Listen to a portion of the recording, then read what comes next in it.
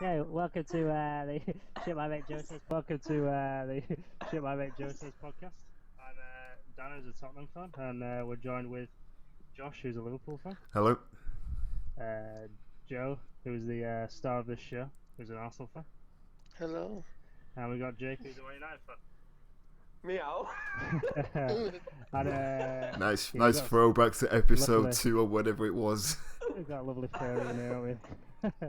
And we're recording just on the back of the Tottenham win against Everton, just for context for where we're at. Extremely lucky win. A terrible game to watch, to be honest with you, from my point of view as a Spurs fan. If we all sound tired, It's a win, right? yeah, if we all sound tired and a bit fed up, it's probably because of that coming off of that game.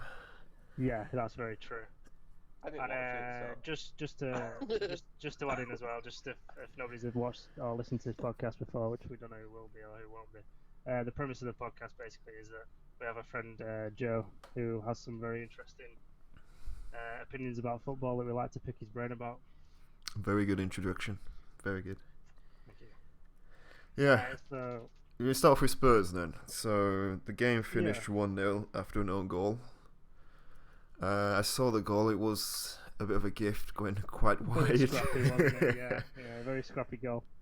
Apart from that, as a Spurs fan, how do you feel about it?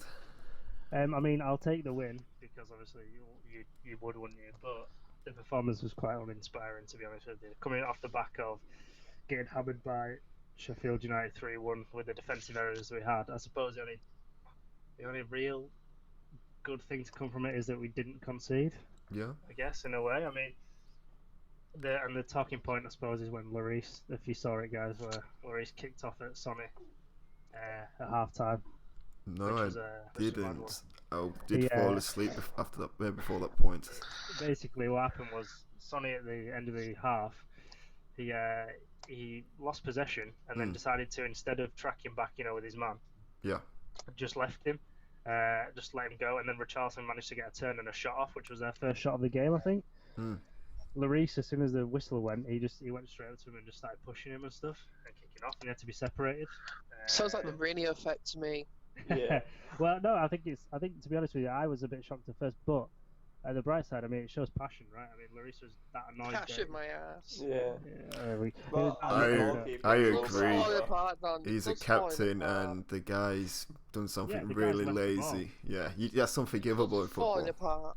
It's falling apart. Especially as a goalkeeper, when you want your defenders and the rest of the team to do their part in the build-up, like you will be pissed off, especially when you're the goalkeeper or the defender. Yeah, I think it's really. Exactly. I just think it's a cancer-y club. Just like I was like at United, just pure awful. And I now mean, you see why the podcast is called The Shit My Mate Joe Welcome to Says. welcome you lost to 3-0 against Joe. Sheffield. Listen, We I've lost 3-0 against Even United Sheffield, beat mate. Sheffield 3-0. 3-0. No, 3-0. it was We 3-1, got Joe. battered, mate. it was, I said that we got. Battered. The thing is, it was bad. It was bad defending, to be honest with you, all round. It was a bad performance. To come back and win against Everton, even if it wasn't a great win, I mean, it's still a win. that's right? the thing. When you're in build this on that. position, when things have not been going too well for you, these wins are so important. Yeah. Exactly. And I mean, a 1-0 win as well. They grinded it out. Teams can win Most of the titles mistakes.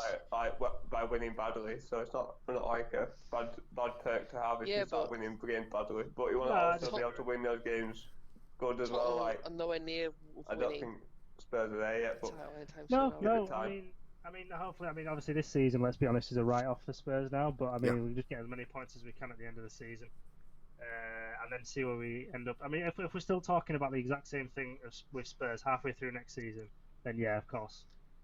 Do you It's think you definitely get Mourinho that's Europa? something wrong. Or Champions League? 'Cause I can't see Definitely it. not Champions League. Come on. Europa League is definitely a good shout. I mean, there's Wolves and Arsenal, and who was the other team that were up there? with us? Leicester. And United are there, but United are probably going to skyrocket up, aren't they?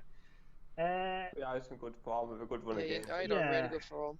We've got Bournemouth next, which you'd Should like be to a think. win. Should You'd like be. Yeah, to you think should, so. you should smash him. Yeah, And then United we've just beat got- Bournemouth 5-2, so it should be alright. Yeah. And then we have Arsenal as well, which will be a tough game. So, but I can see us going through it as long as we play well. So yeah, I can see us getting into Europa, not Champions League, but it's like I say, I'm not 100% on it. I don't see it personally. That's fair enough. Would you prefer to have Europa League or no Europa League just for a season? I think with the way that and things I've read about Spurs' financial situation, as good as they are run, I think it would be more beneficial to have Europa League than nothing. Plus, I mean, Mourinho, I'm not saying we would win it, but he won it with United. He does have he reckon he could have a good run with it. He has a very good history with United. In the Europa, he's won it both times. Bloody hell. So, well, there you go. I mean, I'd much rather be in it than out. I'd much rather have European football than none. Well, I don't think we can do what Chelsea can and just, The guy has a fantastic history in Europe anyway. Yeah. Yeah, that's true. Yeah, it's true. I think it's only Chelsea and Madrid where he's really struggled to do anything in Europe. Yeah. Yeah, it's true. Came close with Chelsea, but Rafa's Liverpool was too stubborn for him. And his comments in the press seem quite interesting. I don't know if it's just Mourinho press playing up to the press, but he seems like he wants to kind of create something with Spurs and stay for a long time. He's got nowhere else to go afterwards, hasn't he? I don't know about that, but I think with Mourinho, Madrid won't want him back. Barca won't want him. Nah, no one will take him. I think it's interesting what he's saying, where he's saying, he's a dying breed of manager. There's so much better managers out there. Ooh. There is. He's a dying breed. That's a talking point. He's a defensive manager. Like in modern football, you want an attacking manager, and the fans want it. Like Guardiola, Klopp, all the German managers which are coming through. There's so much better than them. Which German managers that are coming through? Like the guy from what's his name? The guy what's his Leipzig manager? Nagelsmann. Yeah, that's him. I think he's ace. He'd be a great manager for Tottenham in the future, I could see. We were rumoured with him before. They like him as well. But I think with Mourinho, he wants to build a dynasty at a club, like he wanted to build one at United, but like for whatever reason the board didn't back him with the signings he wanted. But I kind of feel like how Dan feels about Pochettino, about like how he didn't get backed, but Mourinho might do this summer. Like I feel like Mourinho wanted a centre back like Maguire in the summer, but then didn't get last season, but didn't get it. So he struggled, started playing McTominay at centre back, and then it all just went tits up from there. This is it. I mean, I feel like how Dan would feel like that Poch didn't get back. Yeah, I would be upset if I'd be upset, but at the same time happy that we were starting to sign new players and back a manager for once. But with what Pochettino did at Spurs, to not get backed and then have Mourinho come in and back him would, for me, it'd be quite upsetting to see, because if Poch got backed, I mean he took us to a Champions League final on scraps really with nothing, and to not back him was insane, to be honest with you. But we'll see what happens. Only time will tell. I mean, if they do back Mourinho, I think you need to build a new defence. To be honest. We do need some. We do need definitely. I think it's the wing backs that are the problem with our defence. I think the centre backs, like with Tongan's leg that is gone. Vertonghen's leaving, but we have Alderweireld, Sanchez, Dyer even when he's on his game. It's the fullbacks that are causing the problems. Yeah, I do think you need a really good centre back. So find out with Sanchez, because I think he could be a good player down the line. Alderweireld and Sanchez should be fine. I mean, what the problem I think is you've got Aurier who bombs forward, and then you've got Davies who can't bomb forward. So you've got a mismatch there, and ideally you want to be having two attacking fullbacks that can also defend, so you can pin the wingers back. Yeah. And then if not, with Aurier, and also Davies to a certain extent, even though he's quite reliable, it causes pressure on the centre backs, which then they create more mistakes. And I think that's where the frailties lie with the attack with the wing backs. Yeah, first and foremost, the fullbacks got to be able to defend. Yeah, especially in the modern game. Well, throughout football altogether. It's hardly a modern concept that you have to know how to defend. More than now than ever, though. You need your with how fast-paced the game is, I get what you mean, Joe. Like, there's such a vital player now than it used to be. The problem we have is when Serge Aurier bombs forward, Moussa Sissoko has to sit in right-back position, which means he can't do his job, which is running with the ball and breaking up play. So it causes gaps within the team, and it's clear to see when we're playing, really. But Right, so Should we talk about United? Because United are currently on good form. Yeah, Jake, do you want to take over? Yeah, can do. What was your thoughts after the thrashing? Which one? Midweek? Yeah, it's true. That is very true. Yeah, both. There's been a couple of games, haven't We'll start midweekend if you want. We've now scored 11 goals in our last 3 games and only conceded 2. It's very good. That's a mad statistic for a United side. I mean, the past 7 years, I've had to put up with Mourinho, Van Gaal. I mean, Moyes. Oh, you poor soul, Mourinho and Van Gaal. Oh, how did you cope during these tough times? I'm not saying like the bad managers, but I'm just saying like some of the football that he used to play was so. He's a glory fan. What do you expect? Oh no! What did Mourinho win? The League Cup? Did he win the League Cup and Europa or FA Cup and Europa? Europa League and LBG won the FA Cup. I'm happy about the trophies. Oh my god! How did you get Dan as a Spurs fan? Yeah. I mean, how did he get by during these tough times? I don't know. He must have been pulling his hair out. Recently under Solskjaer, since the restart especially, we've been playing some of the best football we've played in 7 years. That's what I'm trying to get at. I'm happy that we won trophies under Van Gaal and Mourinho, but I'm not happy with the way we played to win those trophies. I think United also building a good squad as well for the future. Yeah. You can tell with the youth players coming through, like Greenwood, he's got like 8 goals in like 11 games, and he's he's played like half the minutes, and yet he's on par with Firmino. Yeah. And Firmino hasn't scored a single goal at Anfield all season, which I find a joke, to be fair. And Josh says he's one of the best players in Prem. And Josh says... What is it about Firmino that you don't think makes him special in his position? He doesn't score enough. I think but he doesn't get enough assists. He doesn't get enough assists. He's only, right. No, wait, just stop, right? So you're picking on Firmino because he doesn't get enough goals. Yep. Right, okay. And he doesn't get enough assists. He only has 7 assists. That's not even that impressive. Football isn't that black and white, though, is it? Yeah, but you saying you'd rather have Firmino than Timo Werner. Well, Werner doesn't. I'd have him every day. Well, Joe. I have Werner. Joe, you. Yeah, but Werner. Werner doesn't play. Werner doesn't play up front. He can play out wide. Werner doesn't play up front. He can. No, he doesn't. He can play anywhere. Leipzig, Poulsen plays up front. Werner either plays on the left or in behind him. It's Poulsen who's a striker. Werner's the type of player who runs onto the ball or sits on the defender's shoulder. Greenwood has scored. Greenwood's better than Firmino. It's gonna be. Are you taking the fucking piss? He's gonna be. Just you Go, watch. mate. Take a day off, mate. You need to go to bed. I know it's late. It's 25 to 11. Goals. It's about scoring goals. Football. It's not just. My God. That's how you That's win a very games. clear vision, isn't it? Win it. It's about games. so you win games, right? Okay. Yep. So let me finish here. Don't interrupt me, please. I want to get this point across. So Liverpool needs to replace Firmino because football's about winning games. Right. Okay. Yeah. So Firmino has been part of a team that has won the Champions League, has then went on to win the Euro Super Cup, the Club World Cup, and has absolutely destroyed the Premier League. 25 points clear before the lockdown. And you want to say, and Firmino's been a key player in all of this. Everything goes through him. Mane and Salah. No. Joe, let me finish. Like I said, don't interrupt me. Let me finish my point. Because it's an important one. And this guy has been a key player throughout all of it. And you want to say football's about winning games when this guy has been the key player in one of the best teams in the past few years. Yeah, I think. You think what? I do think yeah. Firmino's an overrated player. I really do. That's just my opinion. Like at home, appearances, 17 games, right?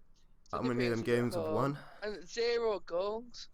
Yeah, 17 wins, but 0 goals. Right, and where do the goals come from in Liverpool? I think Firmino is. Yeah, for like Mane and Salah, man. Right, and why do you think Mane and Salah are getting so many goals? Because they're world class, not from. Yeah, but Firmino's making the space for mate, they don't score goals out of their assholes, do they? No. Nah. Firmino is a system player. It works in Klopp's system. That's what it's there for, to drag the defenders out and You let mainly his get your assists, right? You let mainly the get your assists fullbacks. from Trent, Robertson, and Salah and Mane. But why do Mane and Salah get to play off the shoulder of the defenders? Why do they not play as traditional wingers? Why do they have Trent and Robertson? Why do they have the space? No. Why do they have the space to go inside? Trent and Robertson don't create the space inside. That's my opinion. No. Answer my question. Answer my question. Why does? No. You've made a point. I'm just asking you to back it up. So why do Mane and Salah have so much space inside? From Henderson and Why? How does Henderson do it? Passing the ball, obviously. No, but Henderson goes up. If you watch Henderson, he doesn't. He goes up wide. I know. When's the last time you watched Liverpool? I don't even know. He's rumbled, mate. He's rumbled. You fucked it. You fucked this point up. I just thought. How the fuck are you gonna come into this podcast, right? Say Firmino's overrated. It doesn't offer anything. This is my opinion. And then you say my opinion. You don't even watch him. Football is about opinions, but you don't even watch him now. I know. I just think he's an overrated player. That's my opinion. Based on, I don't know what you're basing this off now. I think what Joe was trying to say, that Greenwood has potential to be a better number 9, but Firmino plays not quite as. Firmino's he's not a traditional number 9. Why are you comparing two different players? That's what I'm. I know what you're saying, Jake. You're trying to like put his point into reality. I know what you're saying. Yeah. But the reality is, Firmino is going back to Joe. Firmino is not a traditional number 9. Liverpool can't play. False 9 who drops deeper to Salah and Mane would not be performing as well if we had a traditional number 9 because they'll just run into each other. Well, I'd say it's alright. Based on what though? That's my opinion. It's just my opinion. What it means is he's looked at the stats and gone, looks a bit shit. He's looked at the stats. He hasn't watched a single game of Firmino for God knows how long. Completely ignored that the guy's been argued the most important attacker in a side with Mane and Salah, a side that has won the Champions League, Euro Super Cup, Club World Cup, Premier League, breaking record after record. Yeah, thanks to his team. He's not a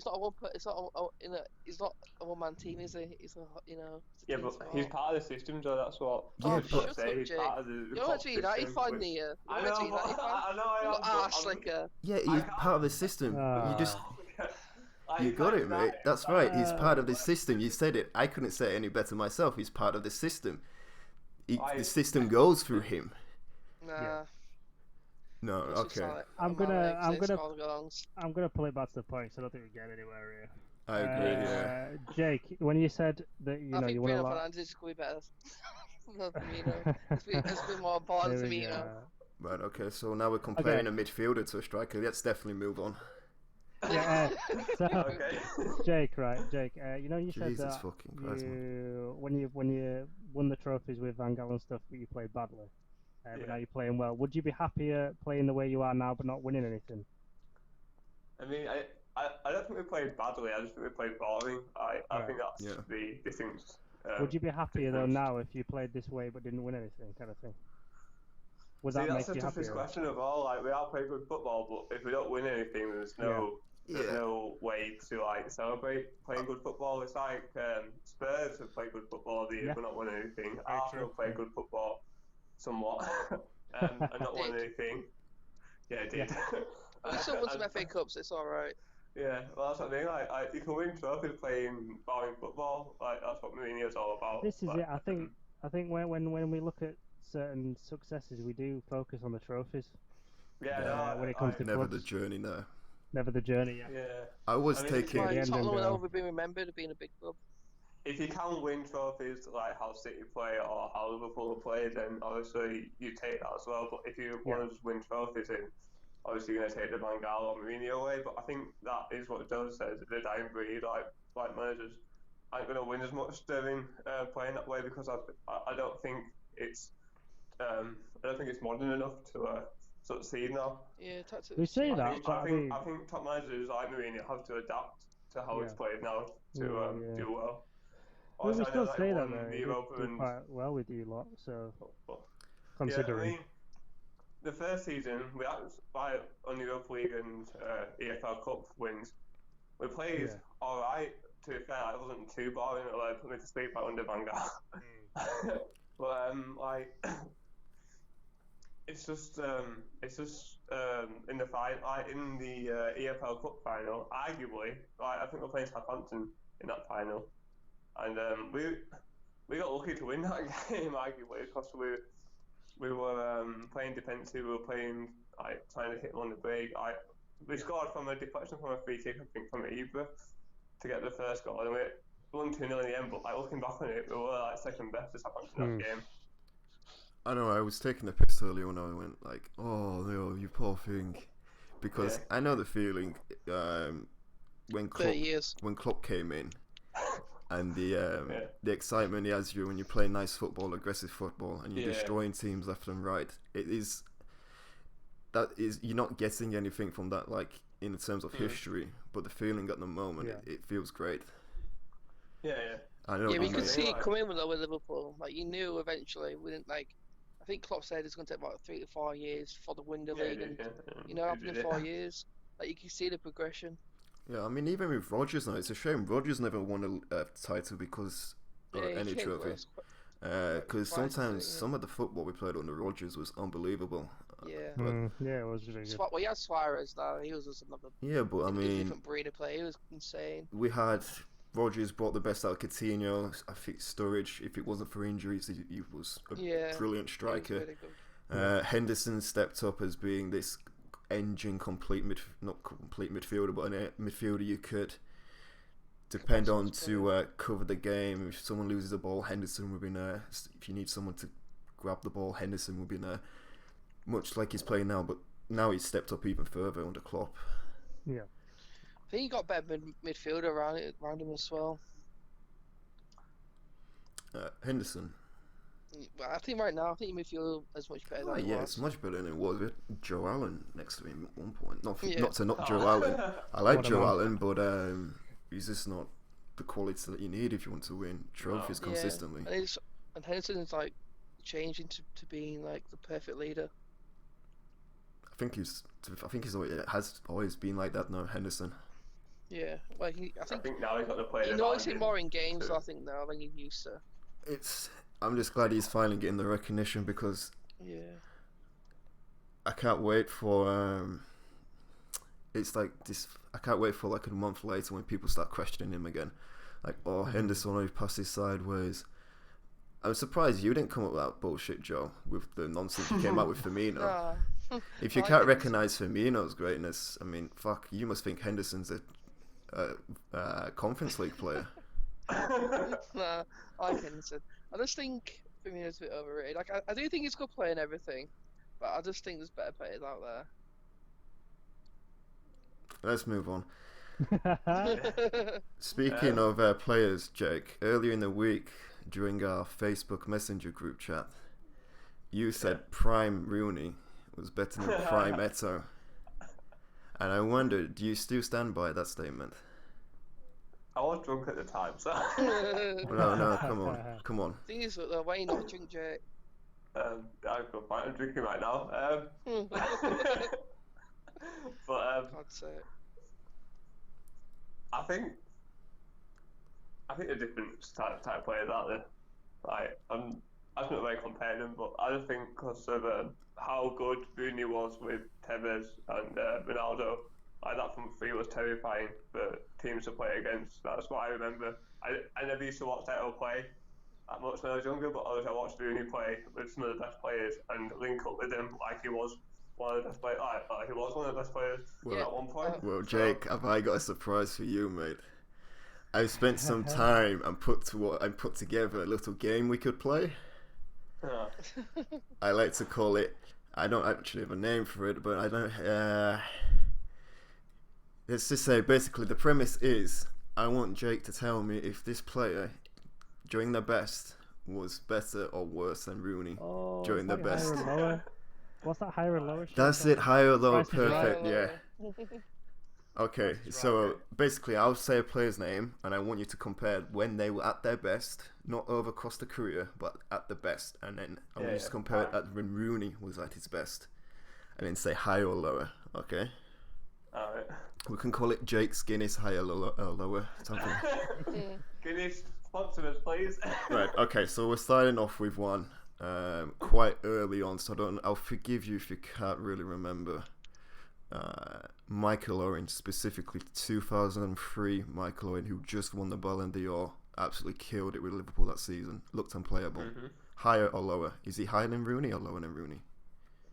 What, in his prime? Yeah, at the best. These, when I'm telling you... higher, because he won the Ballon d'Or for one. Okay. And I also remember watching United versus Liverpool in a bar in Spain with my family.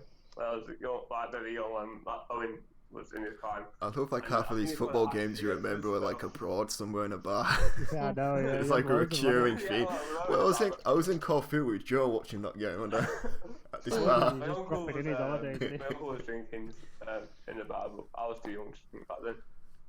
So, I'd like to think so. Yeah, I remember there's been me and my uncle are big United fans, and I remember us both being pretty depressed after Owen scored a few goals against us, so yeah, I'll go with Owen over Rooney in his prime anyway. Okay, I think we've already discussed this one. Next one's Eto, but we can jump off that. We can jump over that one. Yeah. Rooney. Okay. Ibrahimovic. Ibrahimovic. What, in his prime? Yes. Obviously, these are the players that I know do better than me. I know, that's what I put them together. It took me about 5 minutes to put this list together, to be fair. Eva's still better than Rooney now, and he's 6 years older, so I'll go with Eva. Okay. Another one from early childhood, I would have said, possibly childhood to early teens, I would say. Del Piero. It might be a bit too early. If it's too early, don't worry about it. I don't think I watched any Del Piero, to be fair. Yeah, that's fair. I just know him off being an icon of peace. I would say Del Piero is immense. Yeah. Okay, probably the same thing as well. Totti. Francesco. That's the one, yeah. I don't know what. Yeah, that's fair. That's fair. That's fair. I'd say Rooney over Totti, to be fair. Rooney, yeah. Fuck off. Wow. Yeah. What the fuck? Because over Rooney's career, he won more trophies than Totti. Oh my god, this argument again. Yeah. We just got through this, haven't we? We said like the player, not the team. Rooney's overhead kick, and I didn't see Totti do an overhead kick in his career. We can't put this episode out. You have to just cancel. We can't do this. We can't do this episode. Nah, Rooney. We never get anywhere. We've gone. Next. It's fine. It's fine. It's all opinion. It's fine. We were in the grave after Joe's Firmino. After his in-depth analysis of Firmino. His highly in-depth of. Well, that's just my opinion analysis over. Football's all about opinions. Yeah, thanks for going. Yeah, but I asked you to go in deep on it. I know you could say we don't score goals. I just think Rooney was better, like over the longevity of his career. I'm on about Firmino. Okay. Never mind, moving on. Drogba, higher or lower? I do remember Drogba. One of his Chelsea days. It's tough on that. I think Rooney had a better all-round play than Drogba, in terms of what he could do for the team. So I'm going to go Rooney on this one, but I'm not saying that Drogba was world class when it came to Chelsea. Like, he's the reason Mourinho did so well at Chelsea was because Drogba was about. It is got many goals with Drogba. Yeah, what's interesting is he didn't score too many, but he showed up in the big just games. Important goals in big games, yeah. Especially against Arsenal. I mean, Rooney didn't score that many anyway. Well, but I think Rooney's all-round play and the goals that Rooney contributed. Got a lot more assists this one, Rooney. What was that season when Rooney got like ridiculous amount of assists? There were like 20 goals, 20 assists or something. Yeah, he did like one season where he had better numbers than like Ronaldo or something. Yeah, that's absolutely mad. But yeah, Rooney won this round, so. Okay. Yeah, and then who's next? David Villa. Villa. I mean, Joe's gonna say Villa. Joe, it's not your fucking game. I don't care. I do. It's Jake. It's my podcast.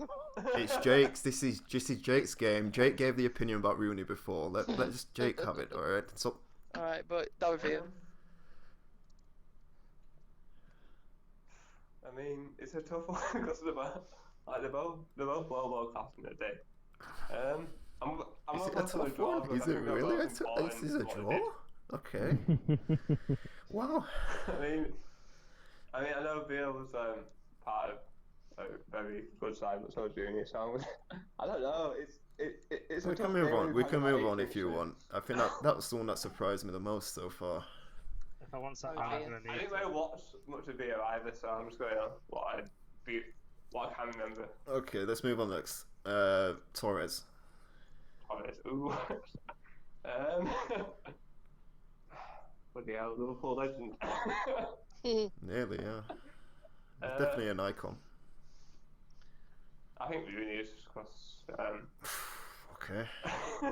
Yeah, I'd go. I'm a bit biased towards Liverpool players as well. Well, ex-Liverpool players. Yeah, that's okay. And I think Torres at his best at Liverpool didn't win anything. Now you said I'm I'm going to be biased against Liverpool players. I'd be really surprised if you went higher for this next one. You probably know who it is now. Can you guess who it is? Firmino. No, Suarez. Fantastic. Suarez. I mean, The guy who scored over 30 goals and got over 20 assists in one season in the Premier League. yeah. Alright. I mean, that season was Messi-esque. There's no way you can. Yeah, I think Spurs was unlucky to not win the league with Liverpool. Forget about trophies. This is just from individual performances. Yeah, that's what I mean. I think if Rooney was to swap with Spurs, I don't think Liverpool would have finished that high. So I'll go Spurs. Yeah. Okay. That's actually a good point. Actually, that's a good idea when thinking about these. Is swap Rooney, put Rooney to that position. That's a good idea. I like that. Yeah. That's a good idea, man. This one's probably close to your heart, Berbatov. Because to be fair, when they both played at United, Berbatov was he was set up to be the goal scorer. So yeah, it might be comparing two different players here, but you play together. But hey, Berbatov or Rooney? Yeah. High or low? It's a difficult one because now I've said it out loud. Yeah. With them playing together, Rooney was kind of set up to support Berbatov, not. So maybe we can skip that one if you want. I mean, Berbatov was a terrific player. Like, he was one of my favourite strikers for United, and I'm glad we got him off Spurs as well. He's one of my favourite. He's one of my favourite strikers. Yeah, same here. He's one of my favourite Premier League players. He came to United, thank God. That's who Berbatov is. Very classic he was player. He was one of the only strikers to score 5 in one game in the Premier League. So. Should we skip that one? I'm not going to compare him now. I think that's fair. Yeah. I was going to say Van Persie next, but I think that falls into the same category. Okay. Van Persie. Next. I think Van Persie. Would you agree, Jack? Do I agree that Van Persie is better than Rooney? I think at the peak, yeah. Yeah, I mean, the very Van peak, Persie slightly Van Persie better. was world class when he was. He should win the league as well. When he joined United, and he was better than Rooney that year. Yeah. When he joined United, so That's yeah, I got Van Persie. League. Okay. Next one is Henry. Henry. Yeah, another level. Yeah, I got Henry. Like Henry was world class. Like even looking back at that invincible season, like it's just so good. So. Arguably the best Premier League striker. Yeah, probably. Yeah. Arguably the best Premier League striker of all time. Yeah, very well. The most complete striker I think the Premier League has probably seen in the last 20 years or so. But him or Van Nistelrooy were, I think, the best too. Yeah. I think Henry probably has a slight edge. Van Nistelrooy. Because Henry, like, he could like just run people wild. Would you put Aguero up there? It's the same sort of player. He's more of a poacher player, Aguero, isn't he? But he's always in the right position to score. Yeah. I think naturally, Henry's the better player. Okay, next one on the list is closer. Miroslav. Yes. Not Hey, Dave. brother. To be fair. Not Dave. He's English brother. I don't have much opinion, to be fair. Okay, that's fine. Yeah. I actually, a few of these are quite early teenager years. Yeah. So, Lewandowski, back to the modern one. Oh, I mean, he's still banging goals now, but Oof. I mean, aren't Rooney and him about the same age? No, but I want you to compare when Rooney was his best compared to Lewandowski. Yeah. I don't know if they're the same age. Maybe Rooney's a bit older. I don't know. Don't quote me on that. I think. Yeah. When was Lewandowski still pretty much at his best now? I think he's just had his best season, to be honest. I think he's breaking records left, right, center. Yeah, he was unbelievable this year. 36 goals in 32 games, something daft. Yeah, he's been something well, else. Lewandowski is doing it in a much easier league, playing for Bain. I think Rooney did it in the harder league, the Premier League. So I'm going to give it to Rooney, just because of the league difference. Okay. Ooh. If you're playing, I think league comes into consideration because German league is a lot easier than the Premier League in terms of it's just a one-team league. Like every year they're going to win the league. Yeah, but you're forgetting who won the league with Dortmund. What Lewandowski did? Yeah, he did, yeah. Oh, didn't know that. Well, I forgot about it anyway. It was a very good Dortmund side, to be fair. Yeah. That's the thing. When you picked Rooney over Lewandowski, I got the same feeling of when Joe said Rooney was better than Totti. Just this complete shock of disbelief. But never mind, let's move on. German football, but that's what, yeah. Rooney was world class though in this day. Like Rooney was world class. I mean, I don't think Lewandowski isn't, but I'm just saying from. Okay, next one. I'll need to wrap. Let's get going a bit faster. Let's do it. Aguero. Aguero. Yeah. I'm biased about City players. No. You can't do that. You have to pick the best. Aguero. Yeah, I hate that. On the side note, I think that's the best Premier League finish ever. Honestly, yeah. Easy. Really, yeah. I mean, I suppose if you look back at it, like Aguero was playing still with a transitional City team to what United had. So yeah, I'll go for Aguero. If anything, that's probably the most iconic moment in the Premier League history. Yeah. Yeah, you probably right. It stopped us from getting our 20th that season, so then had to get Van Persie to do it for us. Right. Okay. Yeah. Should we do a quick fire now? Okay. Someone's saying names and you say higher or lower. Okay, higher meaning they're better than Rooney. Lower, obviously, being worse. Okay, ready? Rooney. Yeah. Okay, Raul. Lower. What? Oh Okay. my god. Oh, guys, quick fire round. I'll just give me a second. You just stay by yourself, mate. Get some water. Okay. Okay. Not towards football, so it's saying people that. Next one is okay. Come on. Next one is Brazilian Ronaldo. Higher. I'll go for that. I remember that. It's been everywhere. But I don't know that much. Kane. Next one is Dan's own very Harry Kane. Oh, Rooney. Oh my god. Yeah, I agree with that.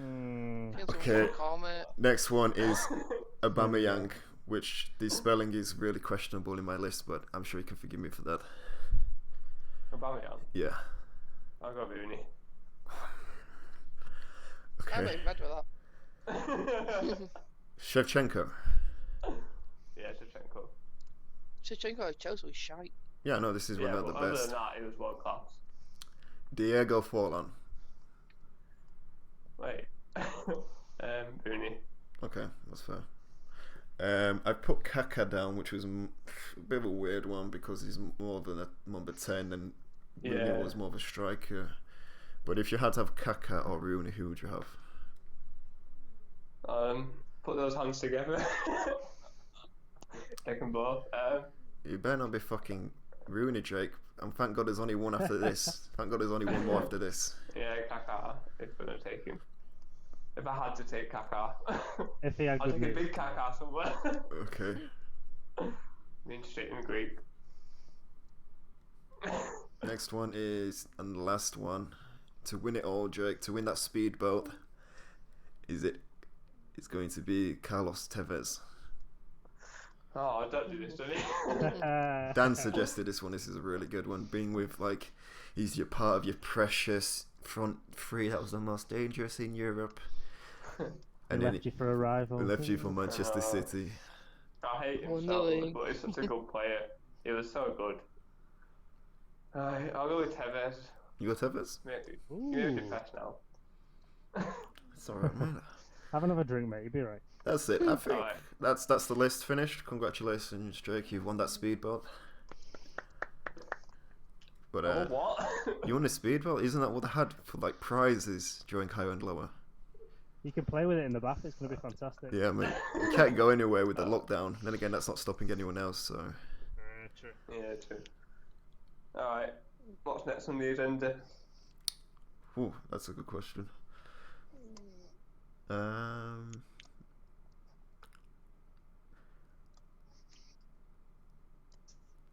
So, what was everyone's thoughts after the Manchester City and Liverpool game?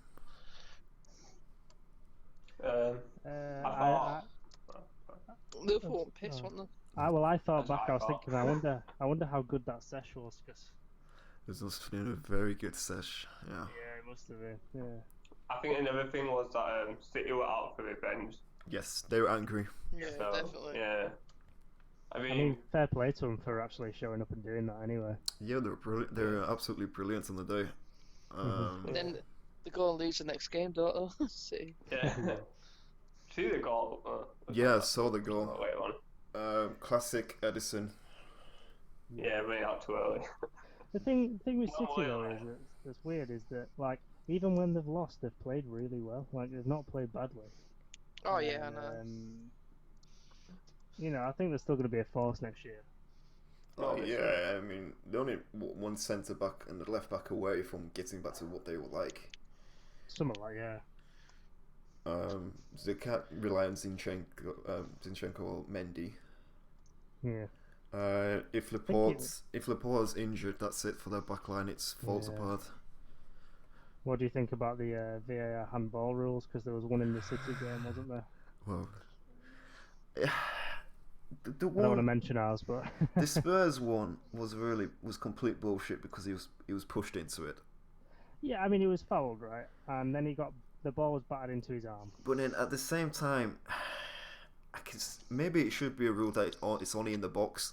I understand the why they ruled it as handball, and I understand why they ruled the Mahrez one as well. Yeah. Liverpool, but I think it gets to a point where you're following the rules to a point where they're not actually valid. That's what I think. I anymore. think it should be just applied to in the box.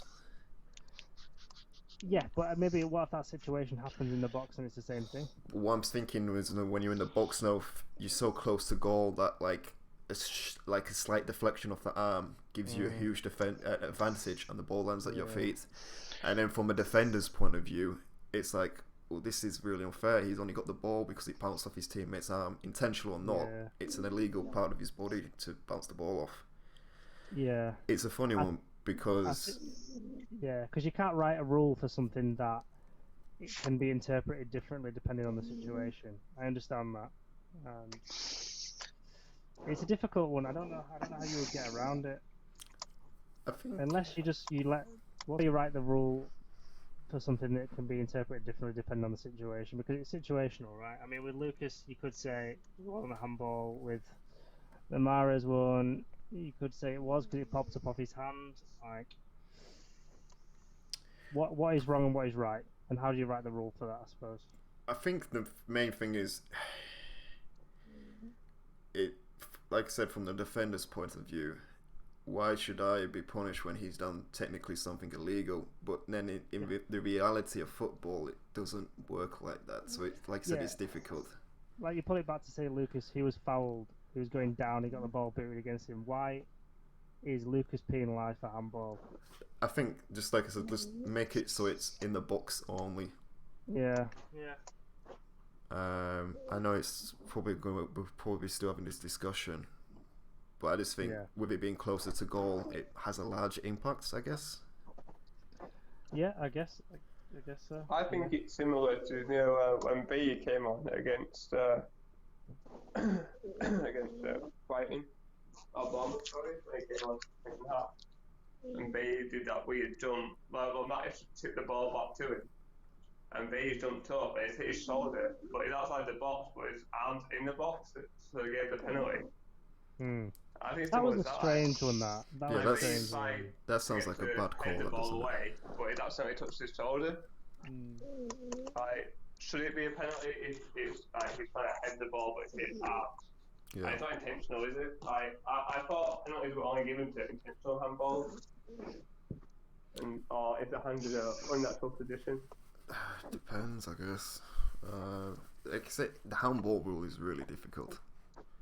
Yeah. It's really. There's so many different situations with the handball rule. I think it needs looking at. I think it needs assessing. I think it needs changing. Yeah. I think it's too easy to give handballs for penalties or free kicks. I think if it's like a player kicks the ball and if they move their hand and it looks deliberate, then it should not be a free kick or penalty by the bar. But if it's like if they jump in the end, accidentally hits the arm, then I think this should be alright with it. Play slide. It needs to be clear and obvious, doesn't it? I think the unnatural position is a bit of a funny one as well. Because if you're going in for a slide tackle, you're going to balance yourself going into the tackle, right? And there's a lot of penalties that have been given because the guy's arm is like out of his body just a little bit, and the ball bounces up and hits his arm. So this is, I keep going back to it, but like with Lucas's, he was falling and he was putting his arms out to protect himself, and that was classed as unnatural. Yeah, I think it can't be. If you're falling, you can put your hands in a certain position to make sure you don't hurt yourself. Yeah, that's exactly. That's and the he point. was penalised for that. I think the issue is the rule is too black and white. Yeah, exactly. Yeah. It's a case of as soon as it hits the arm, that's it. It's stopped. Yeah. And I think they thought that was going to solve a lot of issues, but actually it's caused more than they think it would probably solve. Yeah, I think, especially with VR as well. Yeah. But then at the same time, when you introduce a rule that black and white, you clear up any arguments for it. I know we're discussing it now, but the rules of the game state that the goal gets disallowed because it hits Lucas' arm. So from but then if it's booted against his arm. Yeah, but what I'm saying is from the rule point of view, from the referee's point of view, it's easier for him because it takes away that grey area away. But I think that's what VAR should be for, though. To decide that's those true, grey areas. I mean, for him, fair enough, he can't make that call because he's just seen it in real time. But they should be able to look back and go, oh yeah, okay, he fell there. That's a very good point. Yeah. It wasn't like when that's Suarez. What VAR's there for. Yeah, it was like Suarez in World Cup. It was where he deliberately stopped the ball from going in. Okay, that's something. That's next level. That is. Yeah, that was he should get penalised for something like that. I think with VAR in this country, it's only been on for a lot this season. So I think it'll get better over the years. Like it's been used in other countries for years now. It's working fine. I think this is the only country that has a problem with it at the moment. So I think after the season, the people get used to it more.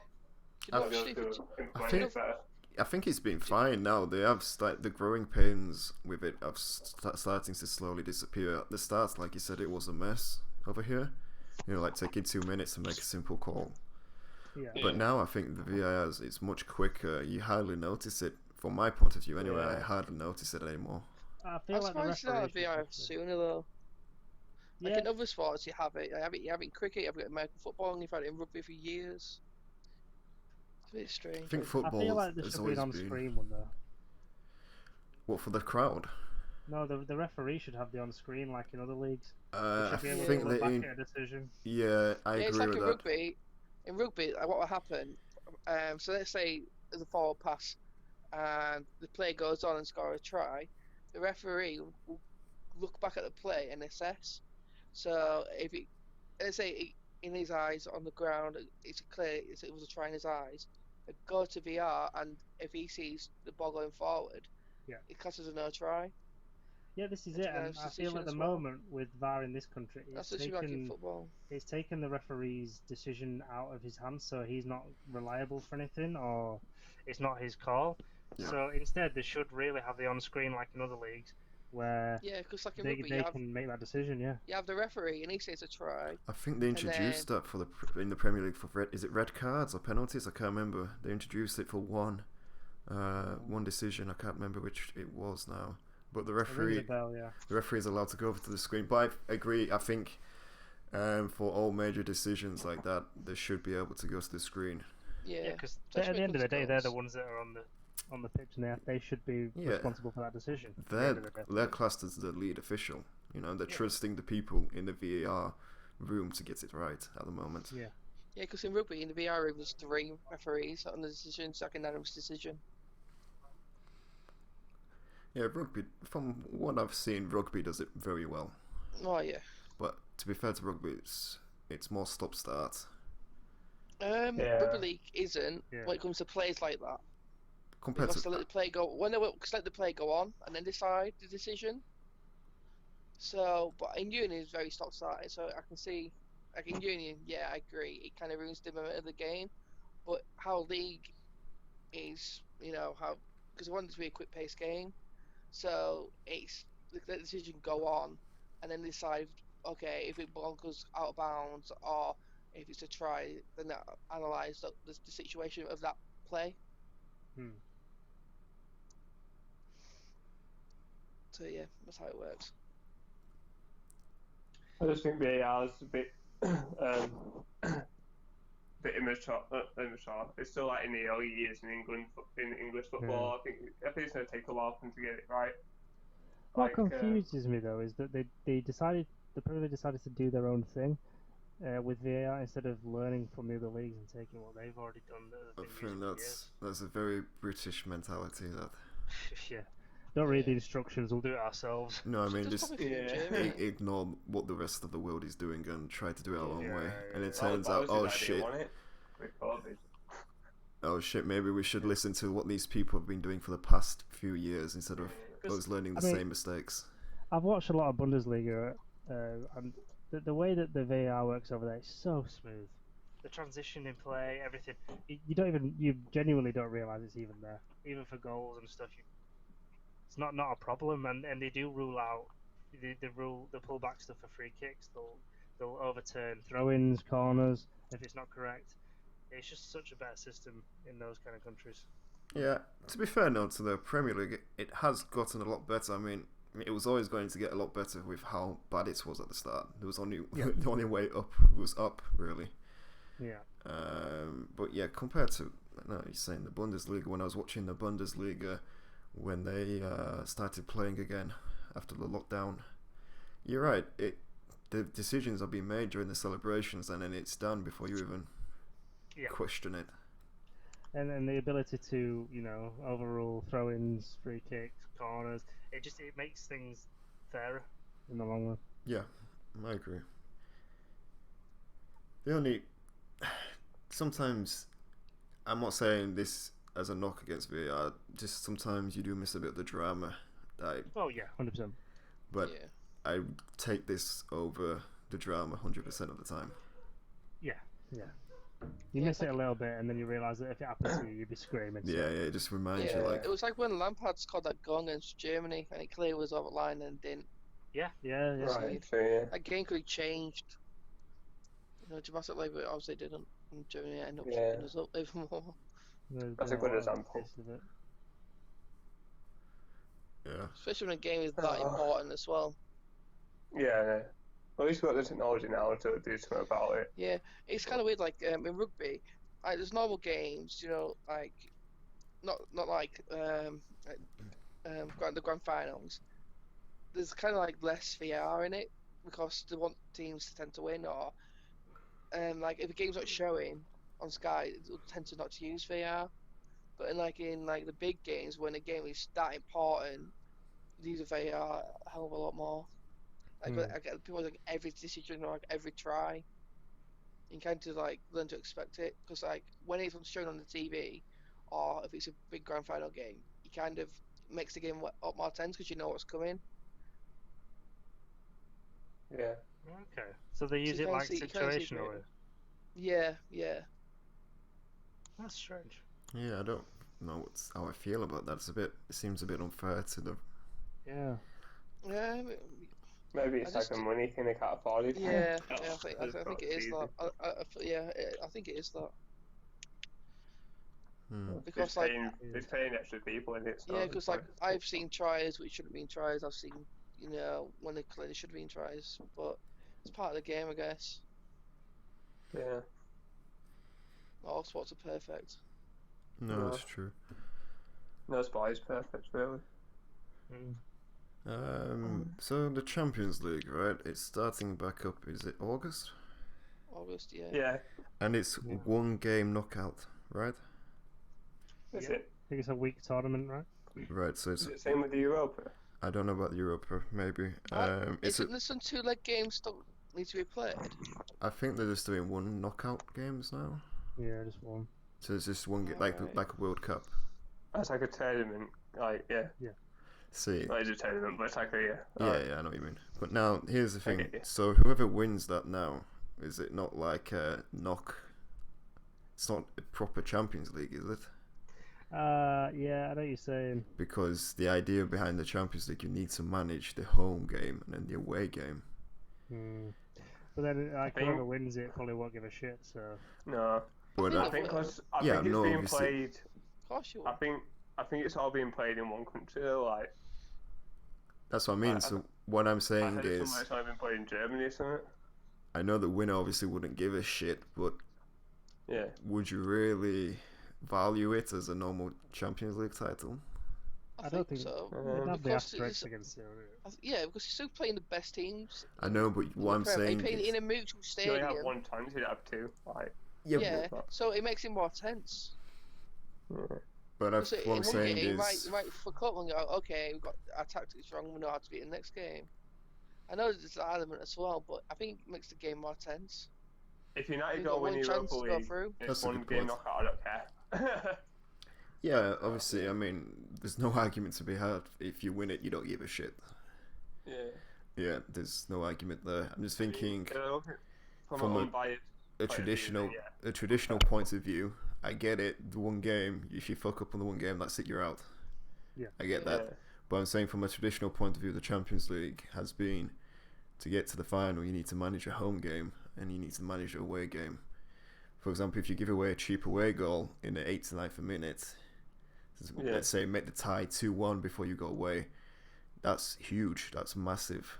From like a traditional point of view, it's not the same tournament. No, it's not exciting. No, I agree. But I think when it's been played at neutral stadiums, I think that's why they're doing it, because it's neutral, not and then plus I get it because they need to get it out of the way for the new season as well. All this is, it's a means to an end, isn't it? Yeah, for me, I would have scrapped it, but I guess in the amount of money it brings in. I mean, to other fans, it's probably not going to be regarded as special as winning it naturally, or the way that you would normally win it home and away legs. But I think it does need to just be getting out of the way with him gone, and we can move on. Really.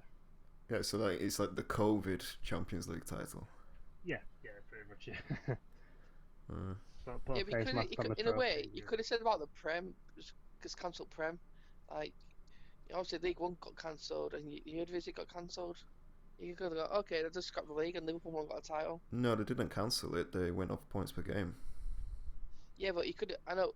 But what could have happened with the Prem? They go, okay, let's just scrap the league and no one wins the title. Yeah, but the difference between the league and a one-off tournament is the league's played. We've already played like 30 games by that point. Yeah. So that's a fair assessment of how well a team's done during the season. I know, but whereas the Champions League is a one-off games. Yeah, but obviously the Eredivisie and League One's got cancelled. They didn't get cancelled. They got points per game. It's points per game. Alright. I just thought it's got cancelled. So whoever's performed the best, they got the points per game. Okay. I just It was think for league like that. That's why I think with the Champions League, it's no when we're still in is it the first round? With the first knockout round or the quarterfinals? Quarterfinals now. It's the quarterfinals, right? So Yeah. I mean, no one's that I think, committed to winning it at the moment. Yeah, but if you've never been in that position before, I say like Atletico Madrid, for example, they're not. Wait, what? What? You know, they're Wait, no. I'm saying no. Atletico Madrid have never won the Champions League before, have they? And they've got a really good chance of winning it this year. So they'll probably want to play. Yeah, well, everyone will want to play. What I'm saying is, I just think for the sake of this, it's not for me. It's not a proper Champions League. I don't think it will be regarded as one for everybody else, apart from the team that win it. Yeah. But it's still gone on in history as a trophy, so. But everyone will remember it as the COVID Champions League. Mm-hmm. Yeah. 2020 Champions League. But you still win. Yeah, you still. You still want that title. Yeah, I know what you're saying from the point of view that the team wins it, but it won't be as valued by everyone else. Yeah, but then Depends again, who you are, I guess. If a team has never won the Champions League before and you've won the Champions League, you're not going to care, are you? Yeah, but even then, like you've only won. Teams can just turn around and say you've only ever won the Champions League because you went through the World Cup system. You never actually did it the old-fashioned way. And they like, so we still won Champions League. Yeah, no, but that's not a discussion, though, is it? Honestly, I wouldn't care. Yeah, I know. I 100% agree that whoever wins it doesn't care. I get that. I would be the same. What I'm saying is, if someone when Liverpool won it last year and someone said, "Oh, you only won it because of so and so," I was like, "I don't give a shit. We won it. I'm happy." Yeah. But now it's like, yeah, you've won it. Congratulations. I'm sure you don't give a shit, but it's not the same Champions League. You haven't technically won the Champions League. 'Cause it's a different tournament. Yeah. Well, let me put this to you then. So what if we're still in the same relative situation next year, and the Champions League has to do the same thing with this tournament mode? Yeah, okay, that adds more value to it. Yeah, that adds more. Does it then class as the same thing, or? I suppose that adds more value to it, but it's not it's not the traditional. It's not the traditional way, but then maybe we're never going to get back to that traditional way. Maybe it's not feasible. Because this is how it used to be. It used to be like a knockout stage back in the day before. There was variants of it, weren't there? I think the old European Cup didn't have a group stage; just went straight into knockouts. Yeah, totally. So, to me, it makes no difference. It is what it is. As long as the money's still there for the clubs and they're still getting the same amount of things, and who are we to decide it? But I understand. I completely get what you're saying, where you're coming from. It does devalue it because it's not the traditional way of doing it. You haven't won it through your home and away legs and stuff. But if it's not possible, it's not possible. Yeah, that's true. That is the point. Right. Well, it's an hour and 3 minutes in, so I think we should call it there. Yeah, that's cool. Thank you, everyone. I say everyone, but like. Big up the people who are watching, listening. Thank you very much. Like and subscribe. See you later. Bye. Been a pleasure. Bye.